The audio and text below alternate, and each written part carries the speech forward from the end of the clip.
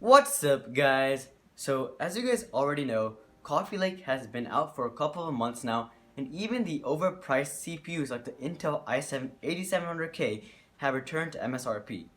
However, there's still one major flaw with Coffee Lake.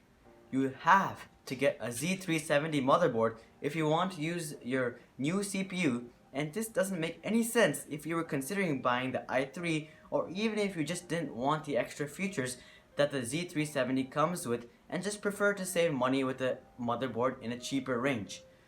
With the cheapest Z370 motherboard coming in at $100, it makes no sense to buy the i3 8100 because with this combo, the CPU itself is only $18 more than the motherboard.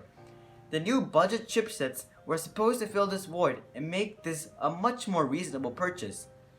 The H310, H370, and B360 were slated to be released in the first quarter of 2018, but since then, there hasn't been much news about these budget chipsets.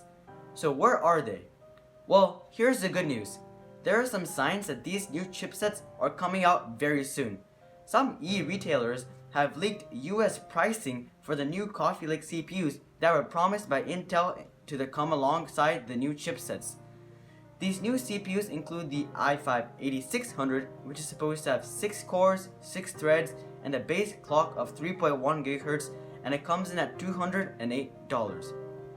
Next, the i5 8500, which also has 6 cores and 6 threads, but its base speed is 3 GHz, and it comes in at $189.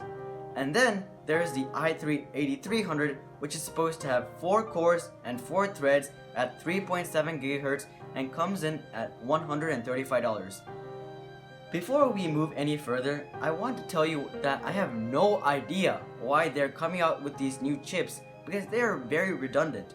For example, why would you buy the 8300? It's $25 more than the 8100, and here's what it brings extra. A whole 0.1 GHz. It's actually stupid. And same thing with the 8600 and 8500. They are differentiated with about $20 in price, but its speed difference is only 100 MHz.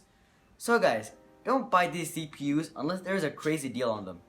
And then there's also a few Pentium and Celeron CPUs coming out as well. And same thing here. I don't know why you would spend an extra $10 on a G4290 for an extra 100 MHz as opposed to the G4900. Anyways, what do these new CPUs show us? Well, if there's more budget-oriented CPUs coming out, then I think we can safely assume that the budget chipsets are just around the corner as well. So, should you buy these CPUs? Well, that depends mainly on your budget and what CPU you are buying. If you're considering to buy the i5 8600K or the i7 8700K, then I strongly recommend that you guys get a Z370 motherboard because you're just wasting the full potential of your CPU if you don't. Instead, you could have just gotten a 8700 for less money and almost the same performance. However, if you're considering the other i5s or i3s / Celeron or Pentium, then yes, I do recommend that you guys go with the budget motherboard. Because there's really no point in getting a Z370 board for those kinds of chips, because they don't really help with performance. If you can afford a more expensive motherboard, then why don't you just get a better chip? I know there will be some of you guys who are like, I'm gonna get the i3 8350K with a Z370 motherboard right now, so that later I'll just upgrade my CPU. Instead, what you should do is get the i3 8350 with a cheap $50 motherboard right now, and get the i7 9700K or 9600K when they come out with their respective motherboards. Please, just don't make really polar combinations. It doesn't make any sense. Finally, on my last video, one of my subscribers asked me if they should get Coffee Lake in May or if they should just wait for next generation.